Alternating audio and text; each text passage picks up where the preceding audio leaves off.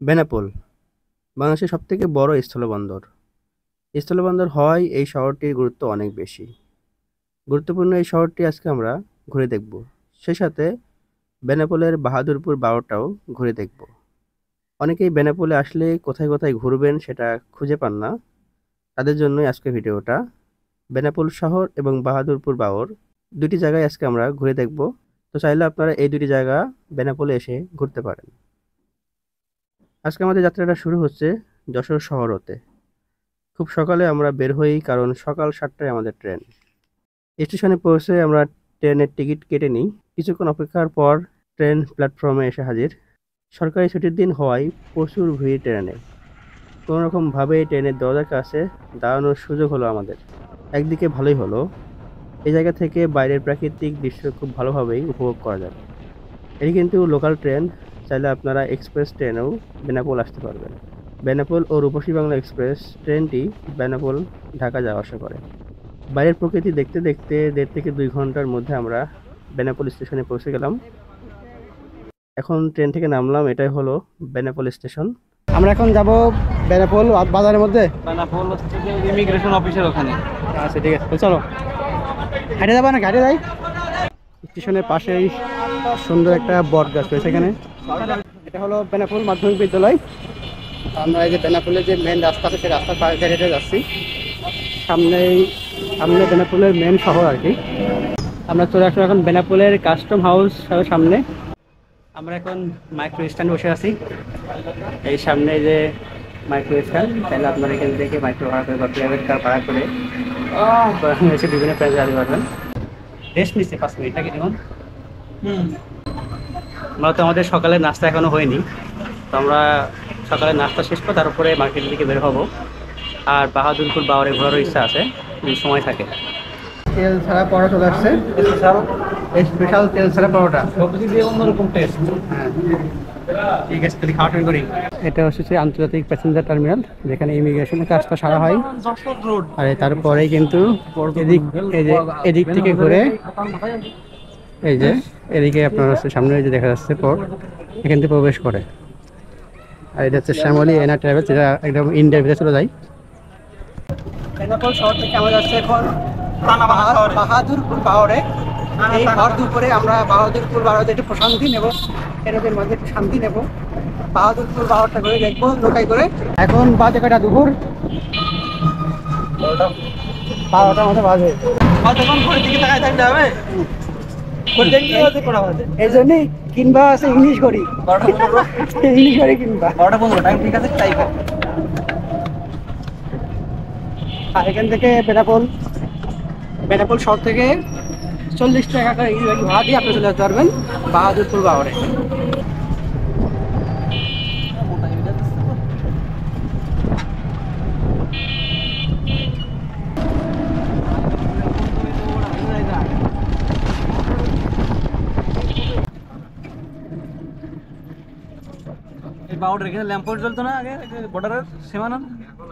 এটা হলো সেই বাহাদুরপুর বাওর। আপনারা এখন দেখতে পাচ্ছেন প্রচণ্ড রোদ, আর রোদে কিন্তু চকচক করতেছে বাওরটা, নদীর পানিটা। এখন দেখি নৌকায় করে ঘোরার কোনো ব্যবস্থা আছে কিনা। এখানকে যে ইজবাইকি করে আমরা ইজবাইকি করে আসলাম, এখানকে ড্রাইভার মামা বলতেছে যে এখন নাকি নৌকাতে তেমন একটা ঘোরার ব্যবস্থা নেই। তো আমাদের একটু ঘুরে ঘুরে হাঁটিয়ে দেখতে হবে মনে হচ্ছে। আমরা এখন এই যে বাহাদুরপুর বাওরটা সে ঘোরা শুরু করেছি।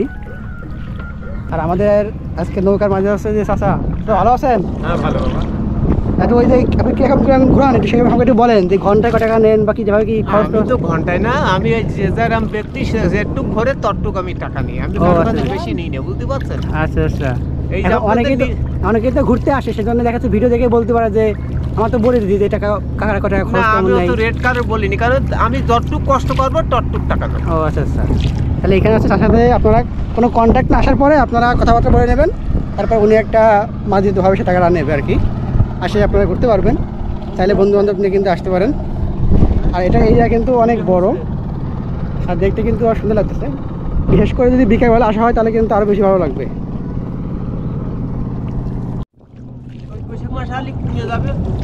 ওই সময় কি নৌকা ঘোরা যায়? তখন মাথা ধেড়ি হয়ে যাবে। মাঝখানে দাঁড়িয়ে যাওয়া যায়? এটা বরাবর করা যাবে। ও আচ্ছা আচ্ছা। কিন্তু এখন হবে না, এখন বহুত পানি। শুকায় যায় এটা? হ্যাঁ শুকিয়ে যায়, মানে বাউল একটু স্ক্রিন থাকে আর সব শুকিয়ে যায়। চাষ হয় যেটুকুন থাকে নাকি? সেটুকুন গলা পানি থাকে। চাষ হয় নাকি? মাছের চাষ হয় না, এমনি শুকায় গেলে কীটনাশক চাষ করে না। এর কোনো মালিকানা ভিত্তিক নাকি এটা? মালিক না, এটা সরকারি। সরকারি কাজে। সরকারি।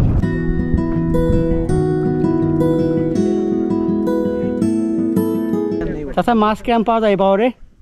মাছ কি আছে বাবা? আমরা এখন এই তেঁতুল গাছতলায় নামবো। এটা হচ্ছে সেই বাহাদুরপুর বাওর।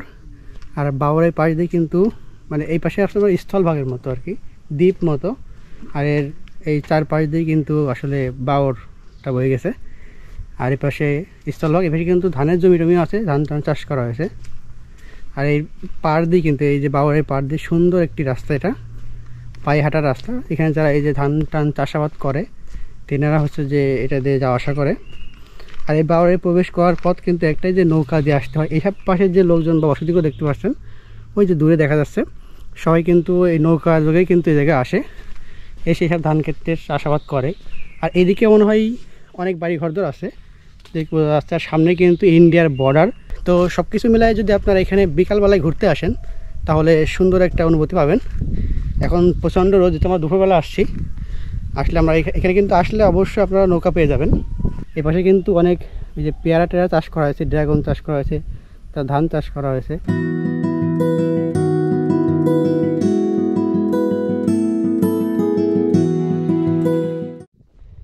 এই বাগান থেকে অনেকেই খড়ি সংগ্রহ করেছে, ডালপালা কেটে সেইগুলো এখানে জমা করে রেখেছে। আর এখানে কিন্তু একটা কলও রয়েছে, চাইলে আপনারা কিন্তু এখানে এসে পিকনিক টিকনিক করতে পারবেন। পর্যাপ্ত করে পানির ব্যবস্থা এখান থেকে পাবেন। আমরা এখন এই বাগানটা আমাদের ঘোরা শেষ, আমরা এখন আবার নৌকায় উঠবো, উঠে ব্যাক করবো। হ্যাঁ জায়গাটা দেখে যান। পিকনিক স্পট তৈরি করতে এটা। এত ভয় পাচ্ছে কেন পা দিতে, বুঝলাম না। হ্যাঁ না? হ্যাঁ পিকনিক স্পট তৈরি করলে অনেক ভালো হতো।